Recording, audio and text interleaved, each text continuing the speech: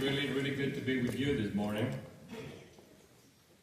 And I don't know if you noticed, but my wife and I were gone for 3 Sundays. We were gone for 2.5 weeks, and we were on vacation. We really miss you. We went to Miami, then to Spain, back to Miami, and then back to here. And we had a glorious time over there. Spain is a wonderful country.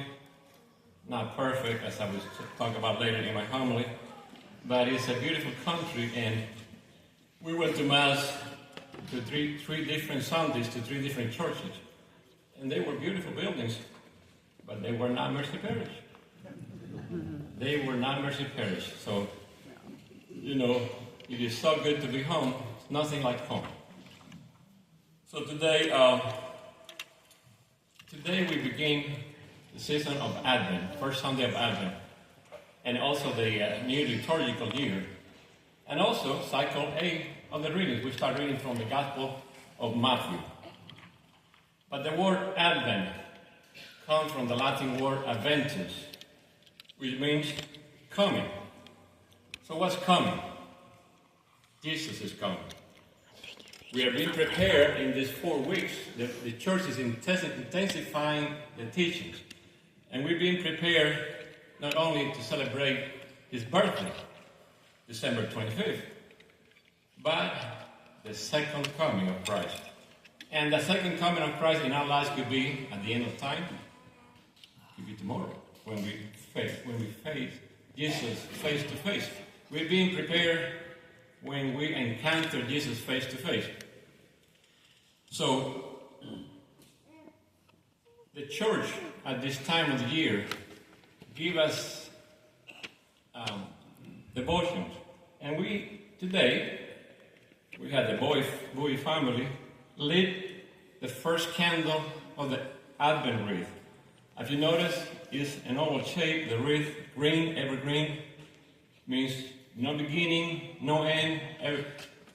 And endless love is a symbol of God. Endless love, no beginning, no end. And then we have 3 purple candles, 1 white candle, and 1 rose candle. Not pink, rose. And the white candle is a symbol of the birth of Jesus. So we will lit that candle December 25th.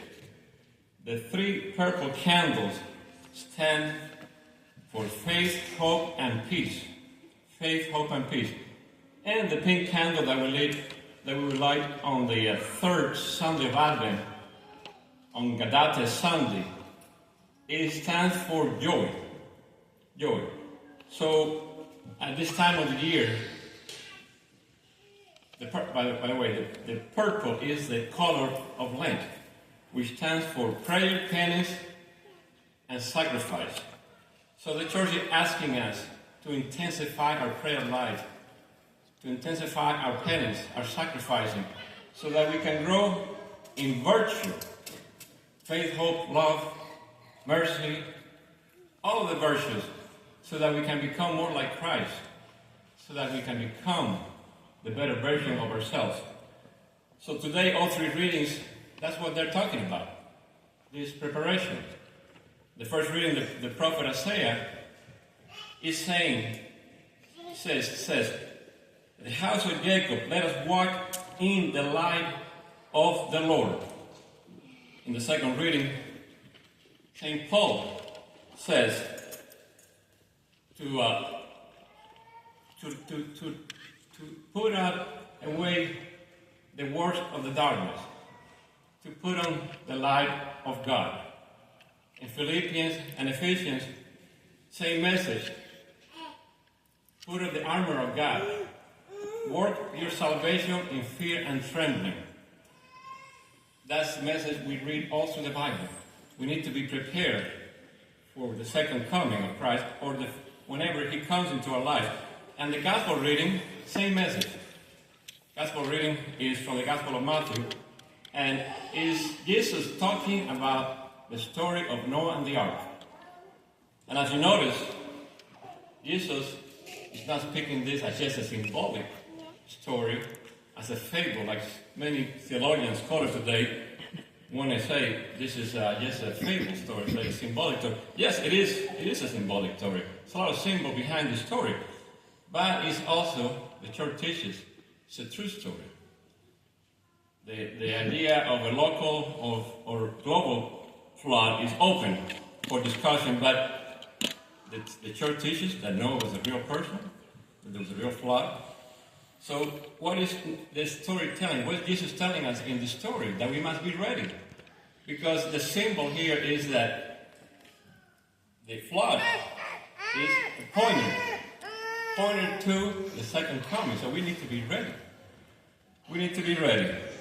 The church gave us two senses to interpret the Bible. The literal sense and the spiritual sense. Spiritual sense mostly is what we try to give you in our homilies, to our Father and us deacons, because that's what's going to help you the most. That's what's going to impact your life the most. But on the spiritual sense, there's three categories: allegorical, moral, and anagogical. The literal sense is very important to understand what that means.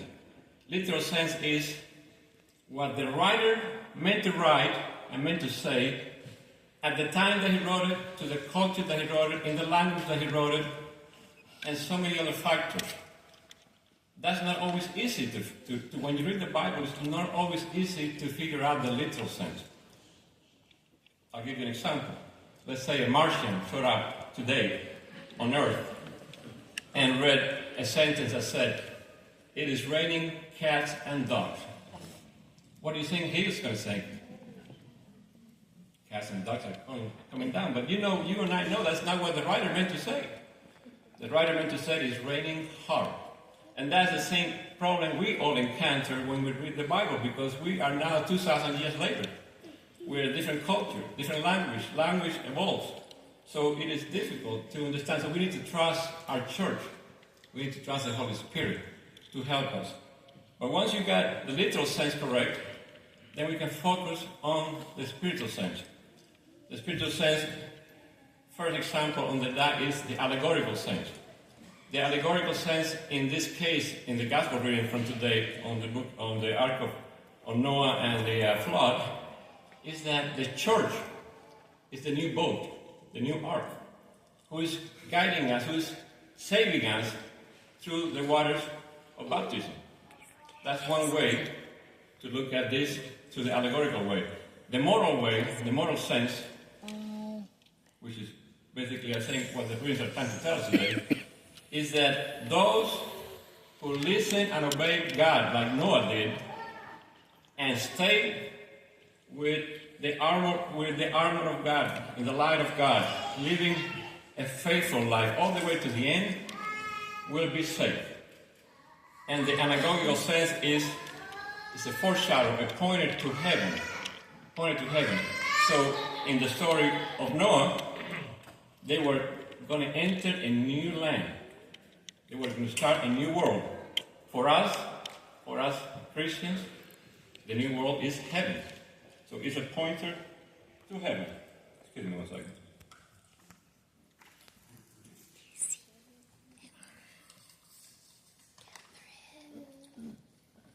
So now we need to reflect a little more on the gospel reading. And we need to reflect on what were those people thinking at the time of Noah. Those friends, his neighbors. What were they thinking about him? Here's a man building this huge ark, this huge boat for a flood that's coming many years from now. What were they thinking about him?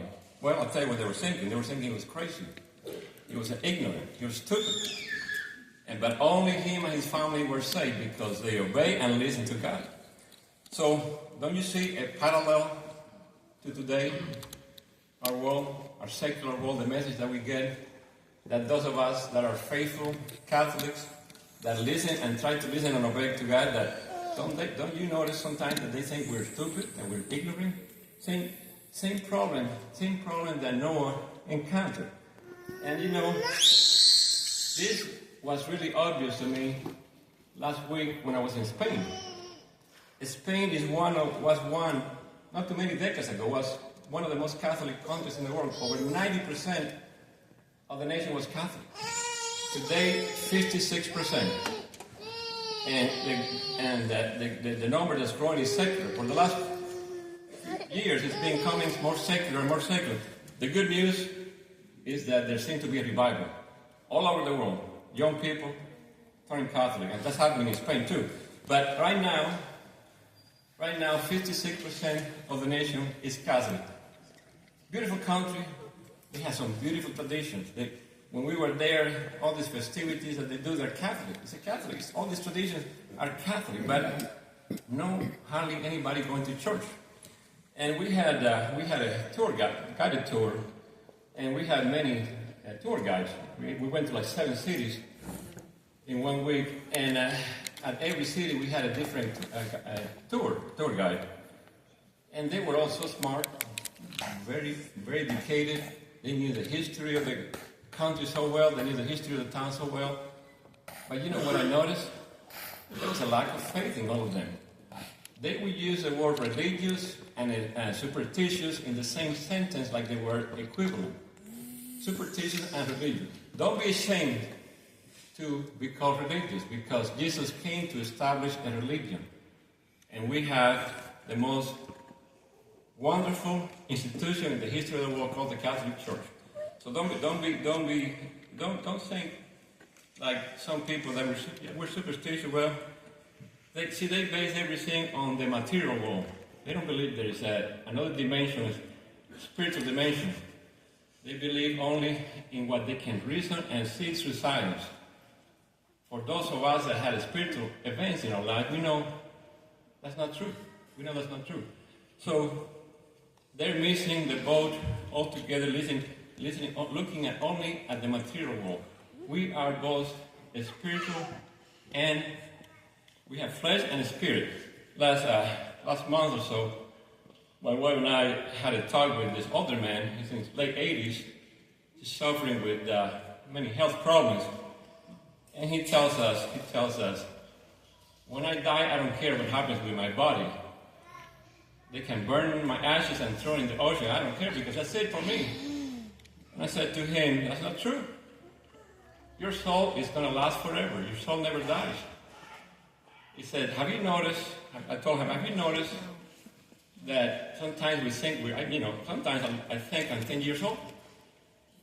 But then I look in the mirror and I said, no, you're not. But our spirits never age. They never age. They stay young because they never die. They never die. So I said to him, where do you think your capacity to love, to think, to have feelings, to have emotions come from? I said, do you think it comes from your flesh? Do you think it comes from your blood?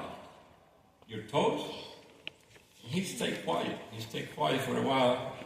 He goes, I have to think about that a little bit. And here's a man who's 87 years old. He has to think about this now. This is something basic for us Catholics. Here's what G.K. Chesterton said. G.K. Chesterton, if you know who it is probably the most brilliant man, one of the most brilliant men we've had in the last 200 years. He knew about every topic. He could debate anybody on anything. He never lost a debate, according to what I've read. He was so smart. And he was an Anglican who became Catholic. And this is what he said.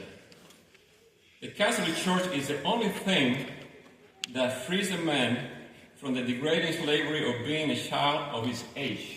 I'm going to read that again because I want you to reflect on this coming week. The Catholic Church is the only thing that frees a man from the degrading slavery of being a child of his age.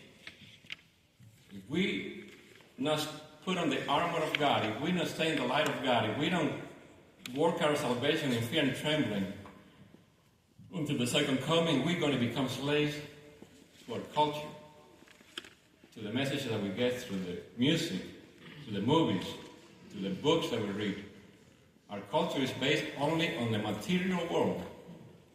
There's no spiritual in our culture today. There's no spirit.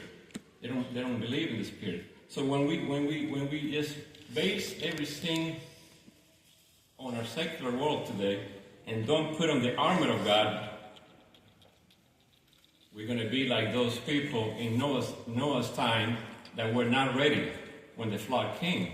And we want to be ready when Jesus comes. We want to be ready. So my brothers and sisters, let us be ready, because we don't know the time and the day that our Master is coming. May God bless you. Don't forget that I love you.